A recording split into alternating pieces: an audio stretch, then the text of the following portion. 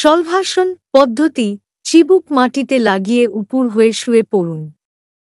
2 হাত সোজা করে পেট ও উরুর নিচে পাশাপাশি এমনভাবে রাখুন যেন হাতের তালু দুটি মাটির ওপর পাতা থাকে। হাতের তালুর ওপর চাপ দিয়ে পা দুটিকে জোড়া অবস্থায় আস্তে আস্তে সোজা করে ওপরের দিকে যতটা সম্ভব তুলুন। পা দুটি যেন হাঁটুর কাছে বেঁকে না যায়। 10 থেকে 15 সেকেন্ড এই অবস্থায় থেকে উপুর হয়ে শবাসনে বিশ্রাম নিন। স্বাভাবিক শ্বাস প্রশ্বাসে 3 বার অভ্যাস করুন। উপকারিতা: কোষ্ঠবদ্ধতা, ক্ষুধামান্দ, কোমরের ব্যথা, সায়াটিকা, স্পন্ডিলোসিস, স্নায়বিক দুর্বলতায় ফলদায়ক। হিপ বা নিতম্ব পেশি মজবুত করে ব্যথা সারাতে সাহায্য করে।